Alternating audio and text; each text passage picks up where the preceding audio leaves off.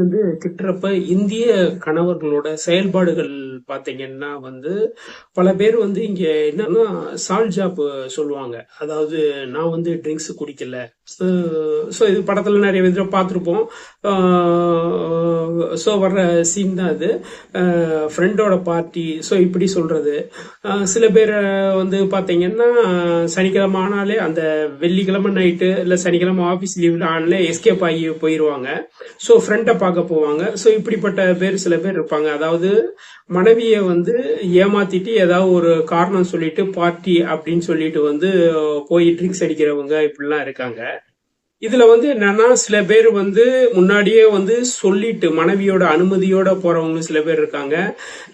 சில பேர் மனைவி பாத்தீங்கன்னா எங்கேயும் போவேணாம், என்னன்னா வீட்டுல குடி அப்படின்னு சொல்ற மனைவிகள் கூட இருக்காங்க. ஏன்னா எனக்கு தெரிஞ்சு ஒரு பத்திரிகை ஆசிரியருடைய வீட்டுல நடந்த இது. ஸோ நான் அதை தான் பொறுத்து இங்க சொன்னேன். ஒரு தற்காப்பு வித்தைய கையில் எடுப்பாங்க சில பேர். இன்னும் சில பேர் பாத்தீங்கன்னா செயல்களை நியாயப்படுத்துவாங்க. நான் செய்யறது சரிதான், நான் இவ்வளவு கஷ்டப்பட்டு உழைக்கிறேன், எனக்கு ப்ரெஷர் இருக்காதா அப்படின்னு அவங்க நியாயப்படுத்துவாங்க. ஒரு சில பேர் தவற மறைக்கிறதுக்கு என்னென்ன பண்ணுமோ, அத மனைவிட்ட என்னென்ன போய் சொல்லணுமோ அதை ஃபுல்லா செய்வாங்க. ஒரு சில பேர் பாத்தீங்கன்னா மௌனமா அமைதியா இருப்பாங்க. மனைவி திட்டுறவரை திட்டிட்டு அவங்களே அடங்கட்டும் சொல்லி அமைதியா இருப்பாங்க. சில பேர் பாத்தீங்கன்னா எதிர்த்து குரல் கொடுக்கறப்ப இங்க என்னன்னா இதுல பல பிரச்சனைகள் வரும்.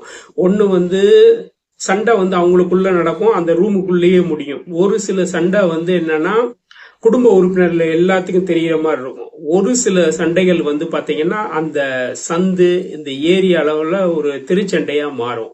சில இதுல பாத்தீங்கன்னா அது கொலையில கூட முடியும். சில பேர் என்னன்னா டோட்டலா சைலண்ட் ஆயிருவாங்க. அதாவது என்னன்னா மனைவி காலில் கூட விழுவாங்க.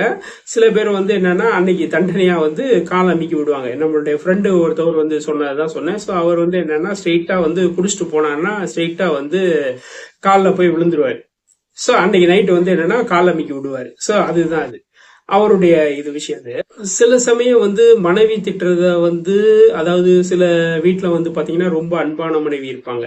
இது என்ன மாதிரி வித்தியாசமான கேரக்டர்னா, மனைவி திட்டினாங்கன்னு வச்சுக்கோங்க, திட்ட வாங்கிட்டு உடனே அன்னைக்கு நைட்டு இருக்காம வெளியில போய் திருப்பி ட்ரிங்க்ஸ் அடிக்கிற பார்ட்டி இருக்காரு. சில என்னன்னா சில பேர் என்னன்னா மனைவி திட்டான்னு சொல்லி வீட்டை விட்டு வெளியில போய் ஒரு 2-3 நாள் எங்கேயாவது கண்காண இடத்துக்கு போயிடுவாரு. ஒரு சில பேர் என்னன்னா போய் பக்கத்திலேயே ஏதாவது ஹோட்டல்ல ரூம் எடுத்திருப்பாங்க. சோ இந்த மாதிரி கேரக்டர்லாம் நான் சில பேர் பேசிக்கிட்டு இருக்க சந்திச்சேன். வித்தியாசமான கேரக்டர் இருக்கும். சில பேர் என்னன்னா தன்னுடைய தப்ப உணர்ந்து மாத்திக்கிறேன்னு சொல்றவங்க இருக்காங்க. இது பாத்தீங்கன்னா ரொம்ப குறைவுன்னு தான் சொல்லணும். இப்படி மாத்திக்கிறேன்றவங்க பாத்தீங்கன்னா ஒரு 0.5%, ஒரு 1% கூட சொல்லலாம். ஆனா அப்படி மாறினவங்களும் இந்த உலகத்துல இருக்காங்க. ஒரு சில பேர் என்னன்னா மனைவி திட்டாங்கன்னா நண்பர்கள்ட்ட சொல்லுவாங்க, குடும்ப உறுப்பினர்கிட்ட சொல்லுவாங்க. ஒரு சில பேர் இறங்கி சமூக ஊடகத்துல பேச ஆரம்பிச்சிருவாங்க. என் ஒய்ஃப் திட்டுறா, அப்படி பண்றா, அது பண்றான்னு சொல்லிட்டு.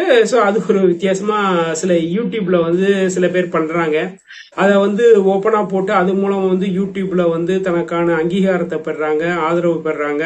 சோ மணிய பண்றாங்க. இது ஒரு கேட்டகரி. மனைவி திட்டுறாங்கன்னு பாத்தீங்கன்னா ஏன் திட்டுறாங்க, எதுக்கு திட்டுறாங்க? அதாவது இதுல என்னன்னா பல விஷயம் இருக்கு. ட்ரிங்க்ஸ் அடிச்சுட்டு போறது இருக்கு, ஒழுங்கா சம்பளம் கொடுக்காம இருக்கு, சம்பளம் என்னன்னா வேலை செய்யாம இருக்கிறது இருக்கு. சோ இந்த மாதிரி ஒரு கேட்டகரி இருக்கு. ஒரு சில பேர் என்னன்னா தவறான தொடர்புகள் இருக்கும். அது பெரிய அளவு பிரச்சனையாகும், பிளஸ் டைவர்ஸ் ஆகும். ஒரு சில மனைவி சில விஷயங்கள் தெரிஞ்சு அம்மா வீட்டுக்கு போயிருவாங்க, இவன் போய் கூட்டிட்டு வருவான். சோ இந்த மாதிரி கேட்டகரி இருக்கு. ஒரு சிலது அது ஃபைனலோட அதோட முடிஞ்சு போகும். சோ இப்படி பலதரப்பட்ட கேரக்டர் இருக்கு. பல குடும்பங்கள்ல இந்த பிரச்சனைய உட்கார்ந்து பேசி தீர்த்தாலே பல பிரச்சனைகள் சால்வ் ஆகும். யாரும் உட்கார்ந்து பேசுறதுக்கு தான் மனசு இல்ல. சோ ஆள் பக்கத்துல இருக்காங்க, ஒரு மனம் விட்டு பேசணும். சோ அந்த மனம் விட்டு பேசுறது எப்ப